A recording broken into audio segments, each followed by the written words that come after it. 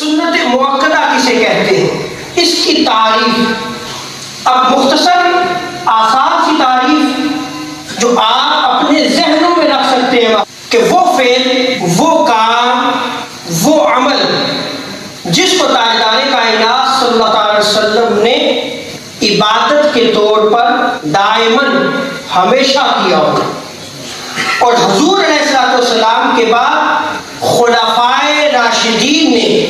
اس فعل کو، اس کام کو، اس عمل کو دائماً اور ہمیشہ کیا ہو، وہ سنت مؤکدہ ہے۔ اب اگر آپ احادیث کی کتب کو پڑھیں تو بعض محدثین نے احادیث کی کتب میں سنن کا جو چیپٹر قائم کیا ہے، جو باب قائم کیا ہے، اس کے تحت ان سنن کے ثبوت میں بطور دلیل یہ احادیث نقل کی ہیں انہوں نے، اور بعض نے جو ہے وہ سنت مؤکدہ باب قائم کرنے کے بعد انہی احادیث کو نقل کیا ہے کہ سنت مؤکدہ کی کیا اہمیت ہے۔ سیدہ عائشہ صدیقہ رضی اللہ تعالیٰ عنہ بیان فرماتی ہے کان رسول اللہ صلی اللہ علیہ وسلم لا یدع علما قبل الظہر ورکعتین قبل الفجر،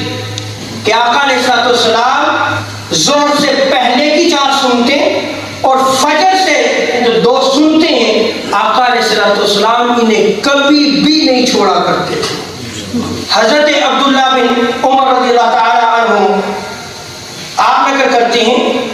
ان نبی صلی اللہ علیہ وسلم کان یصلی قبل الظہر رکعتین وبعد الظہر رکعتین وبعد المغرب رکعتین فی بیتہ وبعد العشاء رکعتین وبعد الجمعہ رکعتین فی بیتہ۔ تاجدار کائنات صلی اللہ علیہ وسلم ظہر سے پہلے اور ظہر کے بعد جو ہے وہ سنتوں کو ادا کیا کرتے تھے، اسی طرح مغرب کے بعد بھی 2 رکعتوں کو ادا کیا کرتے تھے لیکن اپنے گھر میں ادا فرمایا کرتے تھے، عشاء کے بعد بھی جو ہے وہ سنتیں جو ہے وہ ادا فرمایا کرتے تھے، اور اسی طرح جمعہ کے بعد بھی 2